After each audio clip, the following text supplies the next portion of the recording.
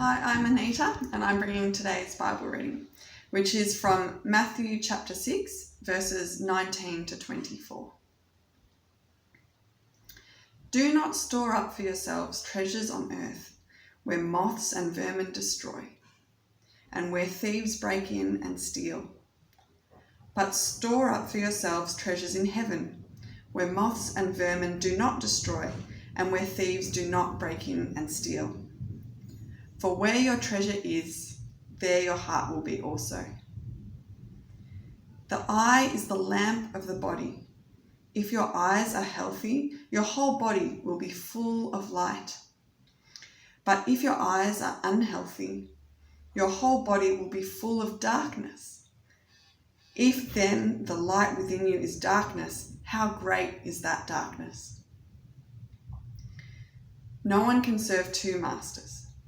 Either you will hate the one and love the other, or you will be devoted to the one and despise the other. You cannot serve both God and money. Well, hello and welcome back to our series on the Sermon on the Mount. I want to start today by talking to you about freedom. I spoke to someone recently about our current crisis, our current situation, and they highlighted to me that the restrictions placed on us are actually restricting our freedom. We're not allowed to have gatherings of more than 2 people from different households at the moment. And this is the kind of thing that ordinarily we would be very worried about in our Western democracy. Because of the current situation, we gladly follow these requirements. These are a good and proper thing to do. But in any other circumstance, there would be protests. There would be riots on the streets if our freedom was so restricted. Freedom is something that is very highly valued in our Western democracy. And to many, I think following Jesus seems like giving up freedom. And so for that reason, is unattractive and unpopular. Many just see a list of do's and don'ts. It seems burdensome and it seems tiring. The interesting thing is, Jesus declares the opposite. In Matthew 11, he describes what it looks like to follow him as rest. He says, "Come to me, all you who are weary and burdened, and I will give you rest. Take my yoke upon me and learn from me, for I am gentle and humble in heart, and you will find rest for your souls.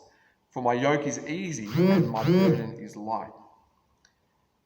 How can this be? How can following Jesus be freer than not following him? We might think, did Jesus get it wrong here? Or was maybe his only point of comparison very legalistic religious frameworks from other areas? Is following Jesus actually freedom? Let's keep this in mind as we consider our passage today. As I said, we are working through the Sermon on the Mount, and today is our 5th week in Matthew chapters 5 to 7. Feel free to have the passage open as we go through today. It's Matthew 6 from verses 19 to 24. Our first week was the Beatitudes, the blessings that Jesus describes, and the call to be salt and light. This is a way of life Jesus is putting out there for his people, but it's also attractive for the watching world. We saw that Jesus called his people to go beyond the letter of the law, to having a transformed heart.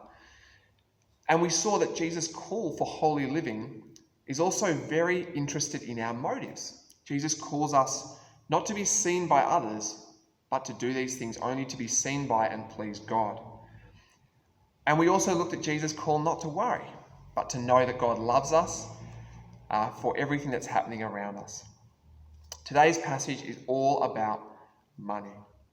And money is a huge topic in the Bible. There's more teaching about money from the mouth of Jesus than almost any other topic.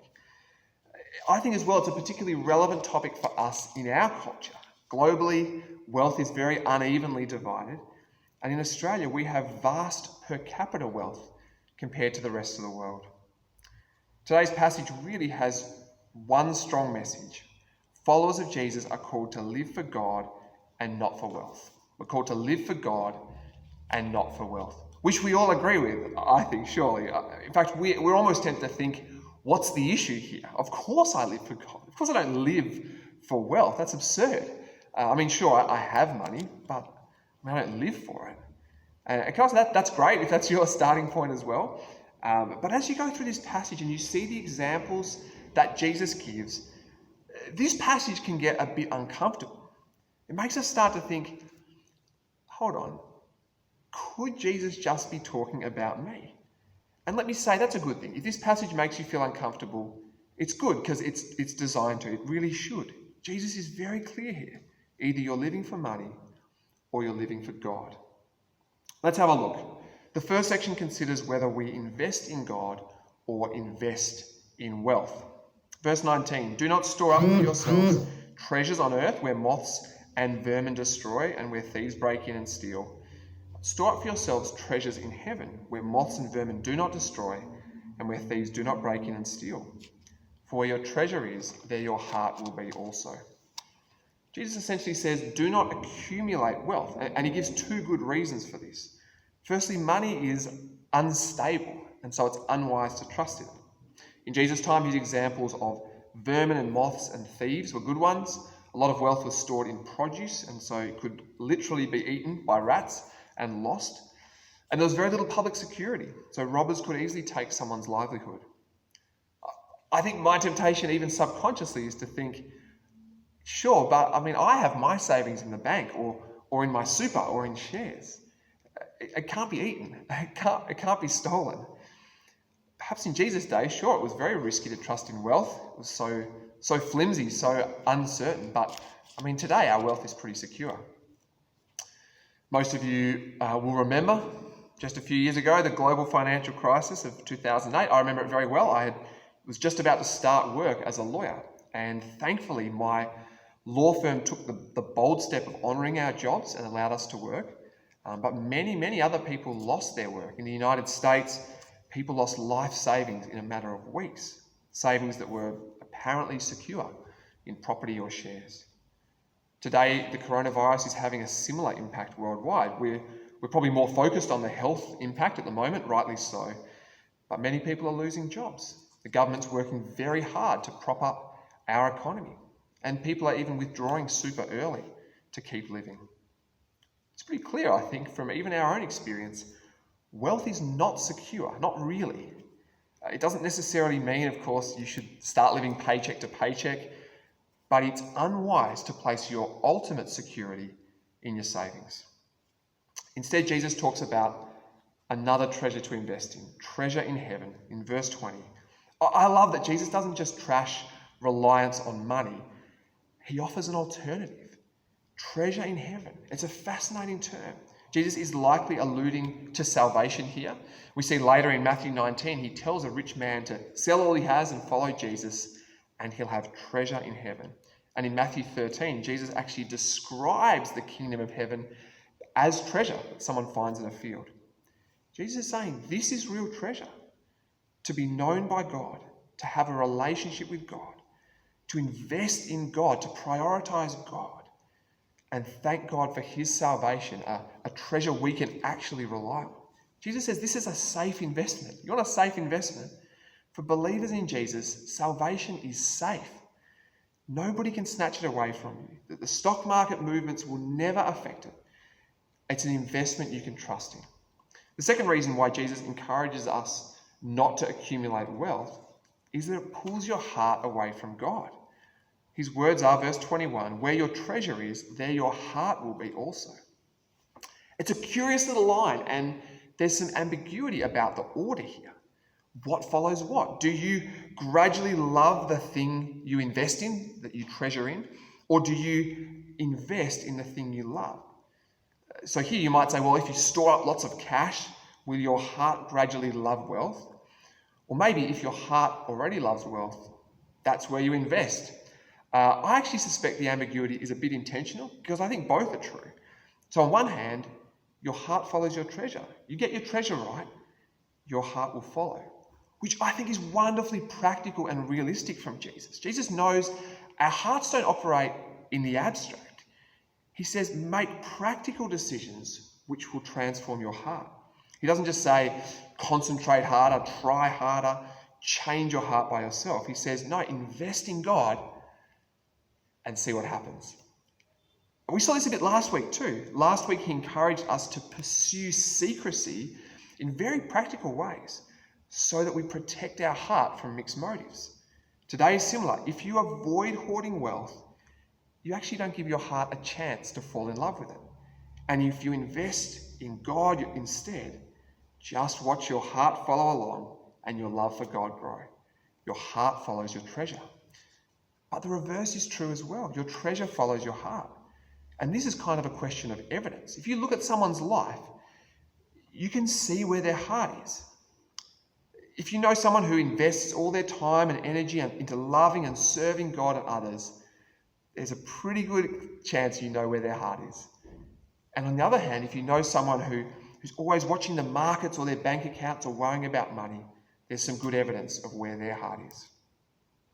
I think the hardest question for us is, what's the definition of store up? Jesus says, do not store up. How much is too much? That's the question, really, isn't it? Am I storing up? Do I fall into that sort of hoarding description here? Do my own savings count as treasure? There's a couple of dangers here. One danger is legalism, of drawing an arbitrary line in the sand. You think, okay, owning this, that's okay, but once you step over that line, that's it. Now you're sinning, you're disobeying God. We crave this though, don't we? We want that certainty of legalism. You think, well, can I own a house? Is that okay? What about a holiday house as well? Is that stepping over the line? What about 2 cars? Well, can I have a boat? Is that okay? Or is it net worth? Is Jesus talking about net worth? Is it kind of $1 million net worth or something? As soon as you cross that line, that's it. That's the end. You're hoarding. Or what about super? Is super included in the calculations? Jesus doesn't give us an easy rule to use. And that's because Jesus cares about our hearts. He says, do not store up treasures on earth. And he sort of leaves it for us to work out what this means in our life. That's one danger. The other danger is not hearing the impact of these words. It's so easy, I think, for us to compare our own wealth to people richer than us. You think, well, surely Jesus doesn't mean me. He can't be talking about me. I drive a Mazda. But my friend who drives a Mercedes, that's the kind of person Jesus is talking about. Let me say, it's a good thing from time to time to compare our own wealth to those who are poor. Globally speaking, only 30% of the world's population own more than about 16,000 Australian dollars. And if you're someone who has more than 160,000 Australian dollars, you're in the top 8% of the world's population. And if you really still want to keep pushing the Bible for that how much is too much question, the only kind of half answer we get is one that you probably won't enjoy hearing. This is in 1 Timothy chapter 6. Paul writes, godliness with contentment is great gain, for we brought nothing into this world and we can take nothing out of it. But if we have food and clothing, we will be content with that. But immediately Paul then starts talking again about the heart. Those who want to get rich fall into temptation and a trap and into many foolish and harmful desires that plunge people into ruin and destruction. For the love of money is a root of all kinds of evil. Some people eager for money have wandered from the faith and pierced themselves with many griefs. It's pretty uncomfortable stuff, isn't it? What does Jesus say? He says, allow your heart to follow your treasure. Invest in things of God. Make this your priority. And also allow that to change your heart. Well, the second section considers whether we focus on God or whether we're distracted. Verse 22, the eye is the lamp of the body. If your eyes are healthy, your whole body will be full of light. But if your eyes are unhealthy, your whole body will be full of darkness. If then the light within you is darkness, how great is that darkness? This is a slightly different section here. It's a bit difficult. Jesus is using the imagery of eyes and light and darkness.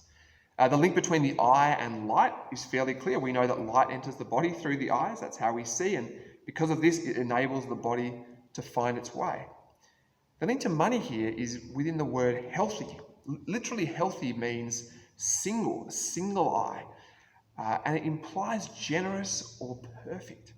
And on the other hand, the word for unhealthy or bad implies stingy. Jesus seems to be suggesting here the need to be generous rather than stingy, and in this for a single-hearted focus on God alone. And broadly, I think this does make sense. If your eyes and your heart are fixed on God, you won't be as distracted by the pursuit of wealth. In fact, you'll hold your wealth lightly and generously, and you'll be able to see your way clearly. But if your eyes are divided between God and wealth, and your grip on wealth is a bit tighter or more stingy, you'll be distracted. Decisions will be unclear, and darkness will enter in your decision making. I guess for us the question is wealth distracting? I know it can be for me. Once upon a time, I only knew what was in my bank account when I actually went to the ATM, withdrew money and got a printout. But now I can touch a button on my phone at any time and know what my bank account figure is. It's distracting. The distraction of wealth, I think, also comes up in decisions that we make. Now, some of these, it's kind of obvious where money's the main factor. You think, if you're buying a house, you definitely need to ask the question, can I afford this? One that I notice a lot is how money plays into people's decisions to get married. I'm always a little bit saddened when I hear young people putting off marriage for just the only reason being they don't have enough money for the type of wedding they would love to have. What about decisions to serve God in a particular way? Maybe you ask, how much is this going to cost me? Will this take away productive time for me, which I can start to measure in terms of money? I actually have a friend in Melbourne who he's a contractor, he works paid by the hour, and he started to measure everything he did in terms of how much he could have earned. He confessed that he started only eating canned dinners that you could microwave heat for 2 minutes because he thought, I don't want to spend 20, 30 minutes in the kitchen preparing a meal because he knew exactly how much he could be earning in that time. Let me clarify here, Jesus is not telling us to be unwise or to kind of throw caution or financial wisdom to the wind. We need money to live, and we need to provide for those that rely on us. His issue here is distraction, which is why he uses the image of eyes. We see God, we see God's call in our life, but we also, out of the corner of our eye, we see money. We see, what's that? We see that distraction. Hold on, God. What's that I saw? See, a single eye is undivided.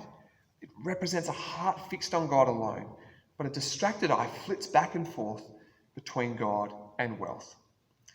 If it helps with the image, consider Jesus' description of himself as the light of the world. If you have a single focus towards the light of the world, your whole body, your whole self will be full of that light. But if your eyes are distracted, if you're not focused on the light of the world with a single eye, darkness can get a foothold in your heart. Well, the third section considers whether we worship and serve God or money. Verse 24, no one can serve two masters. Either you will hate the one and love the other, or you will be devoted to the one and despise the other. You cannot serve both God and money. Now, on one hand, this sounds extreme, doesn't it? You think, of course I worship and serve God, not money. Look, point taken, Jesus. Distraction, I get you. That's a risk. Storing up money, investing in God, that's a good reminder. But serving money? Surely not. Money is not my master here. No, this particular one's not for me. It's interesting, Jesus uses an image from slavery. Apparently in the ancient world, very occasionally a servant would have two masters, and it always went badly. Perhaps unsurprisingly. We know this is true today, don't we? Which is why, military chains of command are very clear. You know who your master is. They know who their master is. In the workplace, ambiguity in roles becomes a mess because there'll always be a point where the two masters' desires conflict and the servant's loyalty will be tested. Jesus is also clear here. You have to serve somebody. It's actually in our nature to worship and serve someone or something. I think we know this is true as well. In our heart of hearts, something gets that top spot. Something gets pride of place. Jesus says you cannot serve God and something else. Except that's not what he says, is it? His words are, you cannot serve both God and money. Now, for sure, you could substitute money with other things that are risks, a pleasure, power, whatever it is that's a risk of becoming your master instead of God. But I want us to hear Jesus' actual words. He says, you cannot serve both God and money. He's talking particularly about money. And that's because money has a particular power over our hearts. It's attractive, and it's subtly attractive.